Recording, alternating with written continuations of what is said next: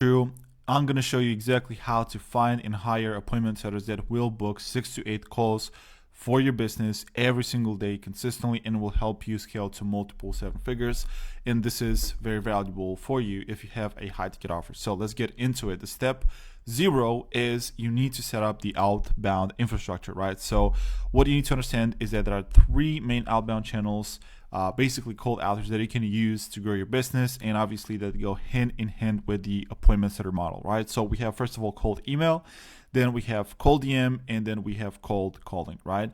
Now, what you need to do is you need to choose one that you want to focus on and eventually optimize that system so that it obviously brings the best results. So you're going to be choosing like either email DM or cold calling based on your business model and what works the best for your specific business, but also you're going to choose it depending on who your ideal client is, right? And what your offer is. So what you need to ask yourself, because obviously the first step is you need to figure out on which cold type of outreach you want to focus on. And so you need to ask yourself, okay, like where does my niche congregate, right? Like where can you actually find your clients, right? Where are they most active, right? Where are they going to be active on, right? Depending on, exactly what they do, who's your ideal client, you need to find this out. And where do they advertise themselves? Because, obviously they have businesses, they are businesses, and so they are most likely going to be advertising themselves as well. Okay, so you need, after you define exactly who's your ideal client, you need to answer all these questions, and you need to have a clear answer. If you don't, then you might need to test, all of this different types of outreaching to people just to see which one is the most viable for your business, essentially, right? Now, when it comes to actually answering these questions, let's just take a look at some examples so you know exactly what I mean. Okay, so let's just say that your niche is dentist, right? So basically you're serving dentists, pretty straightforward. Well, you will most likely find them, for example, on Google, right? Now, I don't have experience in getting dentists as clients, but most likely you will be able to just type in like dentist in a specific area, city, whatever, and then you're going to find them on Google, right? So you're going to get their, basically email address, phone number, not their personal, but you're going to be getting all those details. So most likely for dentists, you might want to cold call them or like cold email them, because most definitely you're not going to be able to get a hold of them over DMs, right? Now, this is for dentists. For example, let's say that if your niche is like personal fitness trainers, right? So like fitness trainers, most likely you're going to find them on Instagram. So that means that you want to be using the cold DM system, right? Again, different niche, different system that you want to use, and different system that's going to be optimal for that specific niche. If your niche is real estate agents, then you're going to find them on Zillow or like any other specific websites. And what you want to use is you want to use the cold calling system, right? Because they advertise themselves on those platforms, and they are just used to using their phone to, getting calls, calling other people, and so on.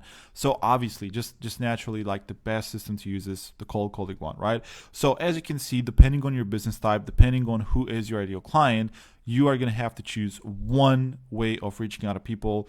And again, that can be cold email, DM, cold calling, and so on, right? So you need to choose one, and you just need to focus on one. This is basically step number 0.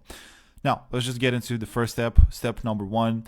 Again, you need to just focus on one outbound system and optimize it so that it books call consistently, right? And it actually works. So for example, let's just pretend that we have decided to use cold DMs to grow the business, and obviously cold DMs is the best system for us to use, right? Just as an example. Then what you need to do is you need just to make sure that the cold DM system that you have is proven and books calls consistently. This is your only focus.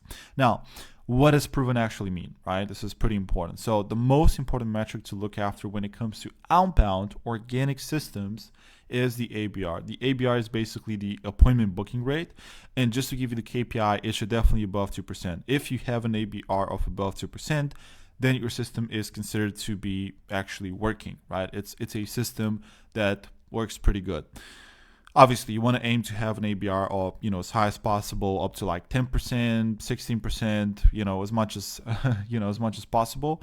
But then again, the way you track this is actually very simple. An ABR of 2% means basically that out of 100 cold messages sent, you are going to book 2 appointments, right? So 2 calls so that you can sell your offer to prospects. And I just want to clarify, by 100 messages, I mean 100 messages to 100 different prospects, right? So you send out 100 messages to 100 different prospects. If you book 2 calls, right, then your ABR is 2%. And that means that you have a proven system, right? So this is step number 1. You just need to make sure that your system is actually proven. Now, when it comes to data, right, because it's very simple. You just need to track the amount of messages that you sent, and out of those messages, send how many calls you booked. And there you go. You have your ABR, which is the most important metric. The more data you collect, the clearer the true patterns become, because random noise and outliers have less impact, right? Small samples can mislead, but with enough volume, the data stabilizes and reflects reality. What the hell does that mean? Well, that basically means that you need a lot of data to be able to, confidently say that your system is proven, and it's not just a fluke, like, whatever you got. You got some, you went lucky, basically. You got lucky and your system just performed well for a while. So in other words, you just need enough volume and data to be able to confidently say that, yes, you do have a proven system. Now, in terms of volume, to even get more specific, right, you want to run the system for 2 months at least, and have sent at least 500 cold messages. So in other words, if you send out 500 cold messages and you have an ABR of above 2%, let's just say that, okay, it's 2%, then what that means is that you have a proven system, you found proof of concept, and you have a system that is scalable, right? So you're good to go. You can start working on building your appointment setting team, because you've done enough volume and your ABR is 2%, and you are sure of that, right? Now, on the other hand, if the ABR is below 2%, then you just need to go back to the drawing board, re-optimize the system, test a different hypothesis, different scripts, different hooks, openers, VSLs, and so on. So in other words, you just need to rework the scripts and find a combination that is going to get an ABR of 2% and above, right? So this is the proof of concept stage, step number 1. This is what you need to be focusing on. And trust me, if your ABR is below 2%, you have no business in scaling essentially the system, right? Because what happens in the micro is going to happen in the macro as well. So let's get into second step. Let's just assume that you have an ABR of at least 2%, which is very good. But remember, the higher the ABR, aka the better your outbound system performs. If it's, instead of 2%, it's like 10%, 12%, and so on, then the easier it's going to be for you to find and actually, keep great talent, right? Because the better the system performs, the easier is it going to be for setters to book calls for you, to earn their, on-check earnings, commission. And so, yeah, life is just going to be easier if you have a very high ABR. So with that being said, what it means is that you always need to try to improve and optimize your system to the point where, it's going to be hyper optimized, right? Now, it's time, after you've determined that, okay, your ABR is above 2%, you have a proven system, you have enough volume, it's time to prepare everything so that you can hire appointment setters, right? So it's time to create SOPs, scripts, and step-by-step training so that you can easily onboard future appointment setters. So basically, you need to create a training where the appointment setters are going to go to that training, and after this, they are going to be able to essentially start running the system themselves, right? So that you can get more bulk calls. Every training will be different, right? Based on the channel that you use to acquire clients, how complex your system is, your company. But just to give you more context, I'm going to tell you exactly what you need to have in your appointment setter training to make sure that you are going to be onboarding setters efficiently and they are going to be performing well. So first of all, we have a simple welcome video that pretty much explains exactly how the training works, gives them a warm intro, right? Welcome to the company and so on. Then the second video is going to be company mission, principles, and values, and this helps you essentially build a company culture, which is pretty important, especially when it comes to managing a team of people such as setters, closers, and so on. You need to make sure that you have this on point. The third video is ideal client profile breakdown. So here you just basically explain who is the ideal client, right? Who's the ideal client, so they have an idea on who they should be looking after, right? And this is especially important if your appointment setters are going to be doing the lead sourcing themselves. Like if they do the lead sourcing themselves, they have to absolutely understand exactly who is the ideal client, right? It's very, very important. Now, after this, we're going to get into account setup and logistics, how to use the software, right? How to set up their social media accounts and everything, right? So if they're going to be doing cold DMs, right? How to set up their whatever Facebook or Instagram or LinkedIn account or whatever you want to use. You have to show them how to set up their account. If they're going to be doing cold calls, right, you have to give them access to the software. You have to teach them how to use the software and so on. So basically, it's all about like setting up logistics so they can actually do the work.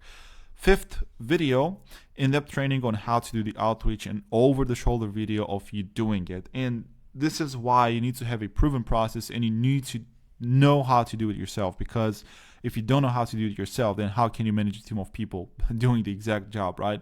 So you need to be the best at doing the job, and you need to be able to show people how to do it themselves and pretty much ramp them up from zero, right? And the sixth video after this is how to track the data, right? Because data is the most important thing when it comes to outbound systems and systems in general for client acquisition. And so you need to show them how they should log in the data so that you can take a look at their performance, see if they're within KPI, below KPI, and so on, right? So you need to have a system where it's easy for you to check out their performance, essentially, right? And then the last video, other important SOPs, aka how to get paid, how to track their commission, and so on. I would recommend you that the setters are going to be tracking their own commission so that it's going to remove complexity on your end, and you can just focus on other things that are going to move the needle, basically, right? So after we are done with the second step, we need to get into the third step, which is actually create an offer, right? Because talent acquisition is very similar to client acquisition, right? It's pretty much the same. You have to develop a no-brainer offer so that you can attract the best talent, right? So, you need to develop an offer so that you can post in groups, because this is essentially the funnel that we use to attract the right talent. And as I said, again, talent acquisition is the same as client acquisition, and you absolutely need a good offer and a good product, right?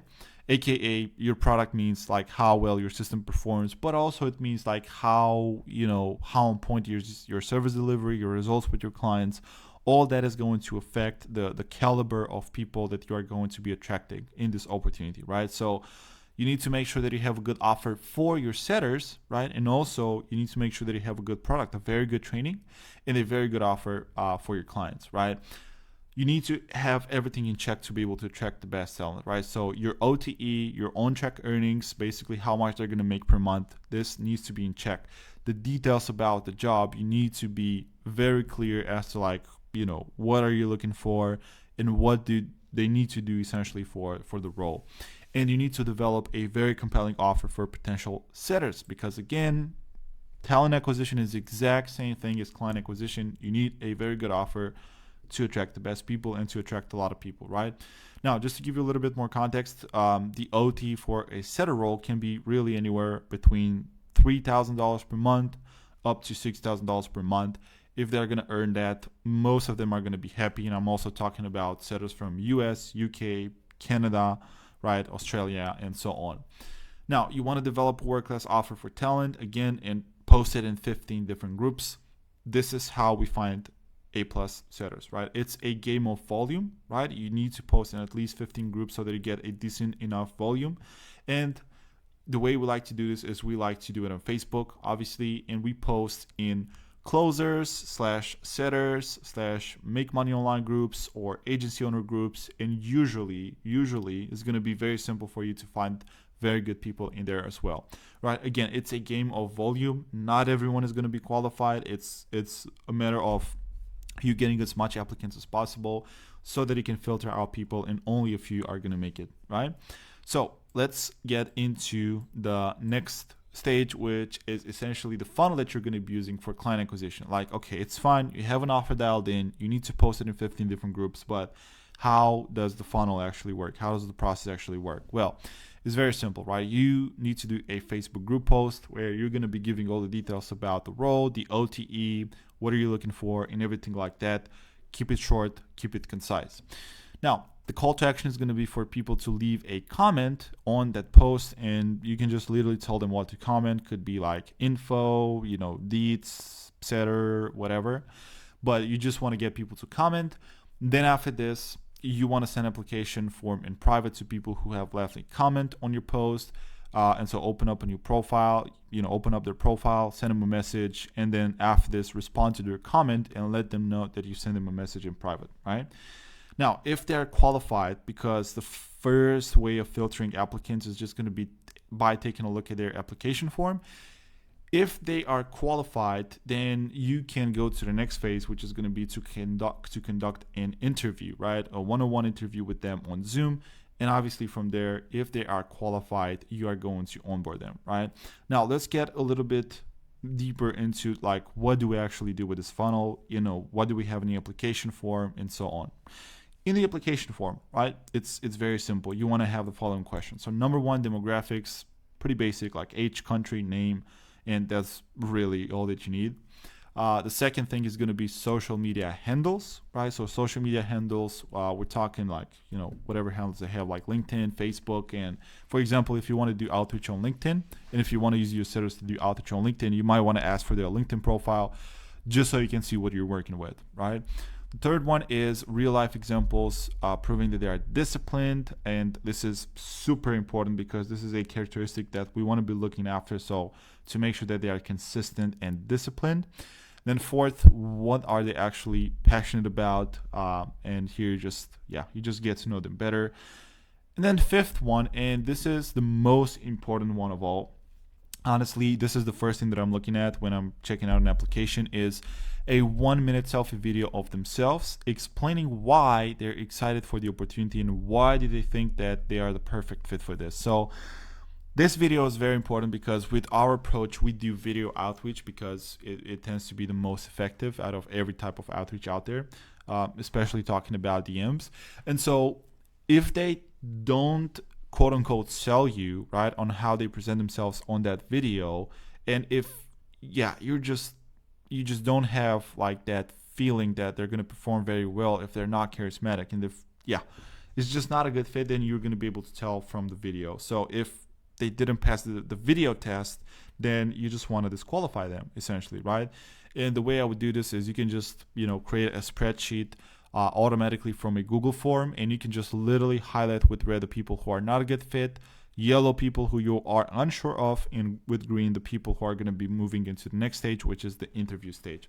But the point is, right, you want to filter them out with the application form, and the first thing that I'm looking at is the 1-minute selfie video, right?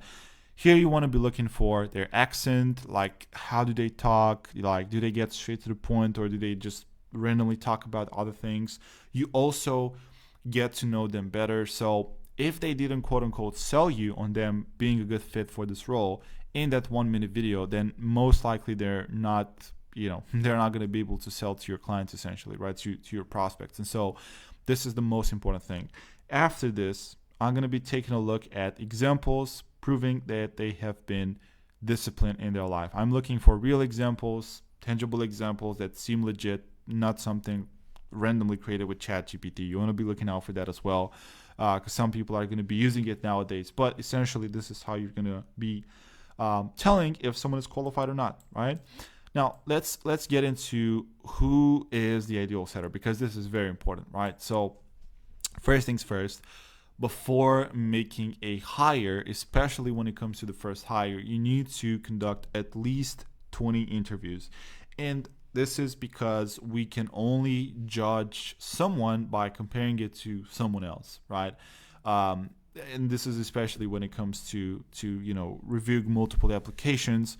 You're going to be able to tell if someone is actually good only by comparing it to other people, right? Again, so you need to conduct at least 20 interviews. So in your mind, you have the data and the context necessary for you to be able to decide if a person is actually a good fit or not. So don't jump the gun, don't rush things, and try to hire from the first few interviews because you just have a gut feeling, or like you have a feeling that person is going to be a great fit, because this can be misleading. So you want to interview at least 20 people. It's very simple, and after that you are going to be able to tell, okay, who's actually a good one, who's a bad one, right? Let's talk about the characteristics of an A+ player, the 3 main characteristics of an A+ setter. And honestly, this can this applies specifically to setters, but you can just really take the basis of this and just apply it for every single role. So number one, consistency in their life and discipline. Like, can they give you a real example where they've been disciplined and consistent in their life? Like, something that actually seems real and legit and not made up. So you want to be looking for people who are consistent, right? This is super important because, doing appointment setting is requires a lot of consistency, right? The second thing is charisma on camera.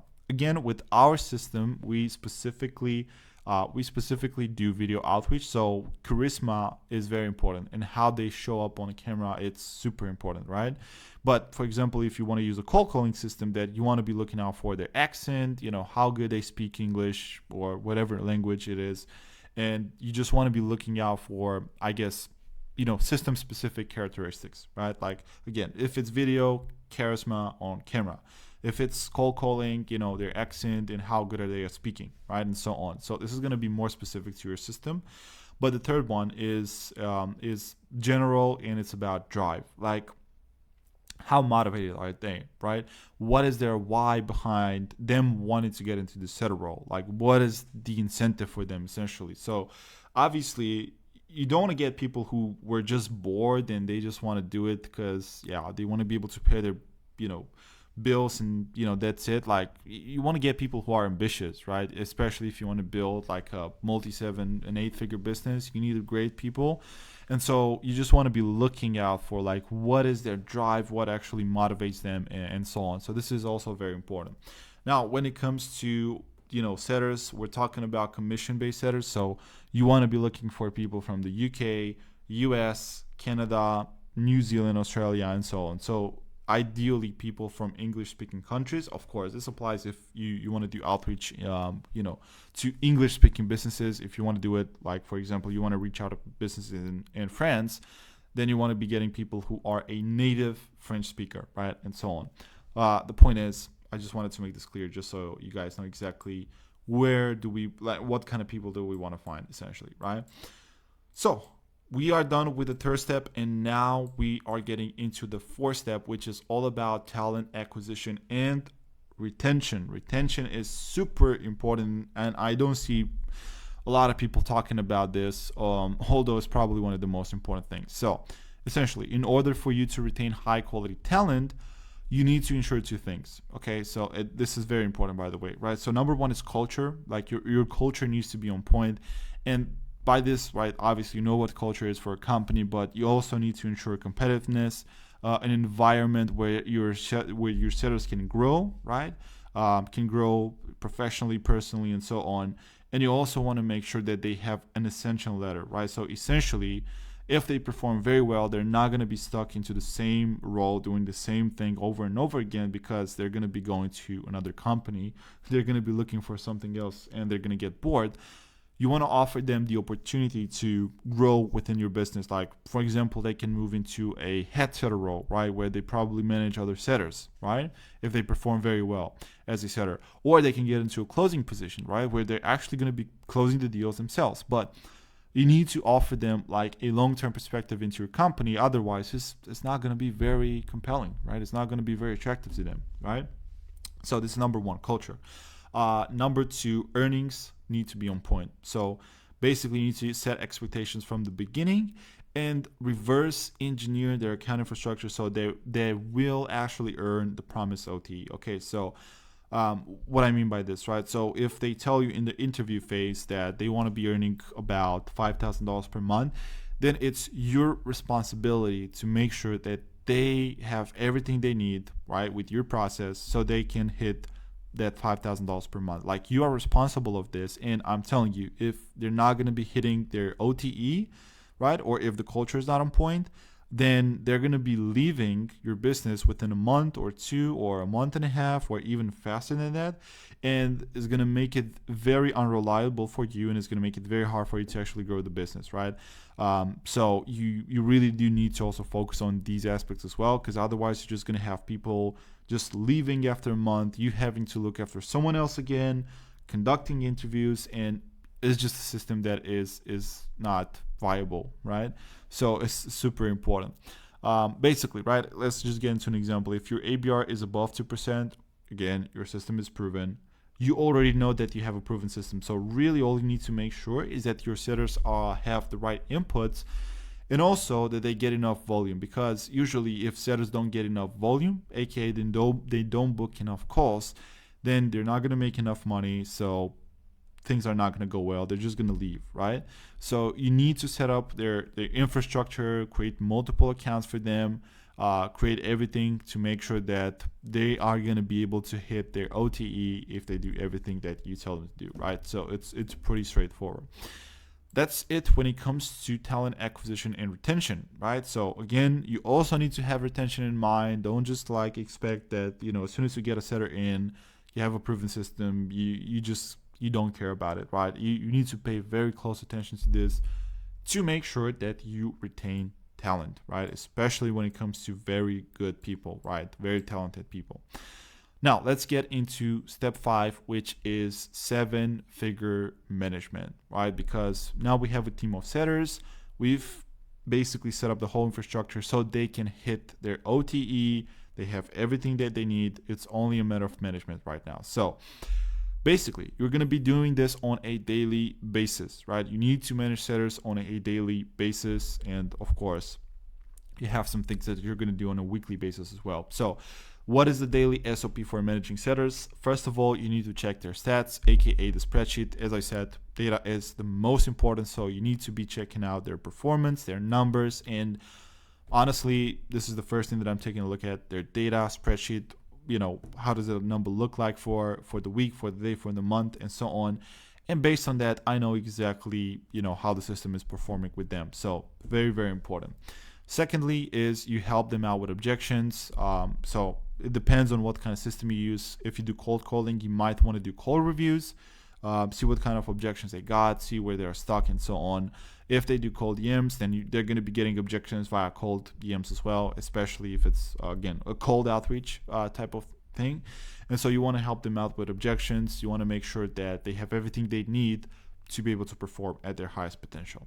And the third thing is you want to check quality of inputs, right? Like as soon as you have a system that actually works, inputs will affect outputs, and inputs are the only thing that can actually break the system and not get the best results, right? So in other words, if you've proven the system yourself, all that you want to be doing with your setters or other people is monitoring their inputs, okay? And just make sure that they get the right inputs. Now, weekly SOP for managing setters, because obviously you need to manage them exactly like you would manage a team of people. So conduct a one-on-one weekly call with them, basically in private, where you're going to help them with their objections, take a look separately at what you can improve, take a look at the data and everything, and just help them separately, because this is going to be very valuable basically, and it's going to ensure that they perform at their best with your system. And then secondly is you want to conduct a one weekly team call where you take a look at the goals, the projections, see how you are doing as a team, see if you have any questions, set up goals again, just try to guide them essentially and try to train them, right? So this is the weekly team call that you want to be having as well. So basically, with all this being said, you need to be a great manager. You need to keep them on track, and you need to hold them accountable, because guess what? It's your job to make sure that they are earning, however much they want to earn. It's your job to make sure that they are doing everything right. It's your job to manage them. You just need to take full responsibility when you get an appointment setter and not just leave it as it is, right? You just want to take full responsibility and just go all in when it comes to managing them, right? Now, let's talk a little bit about incentives, because honestly, this is one of the most important things, especially when it comes to a commission-based role.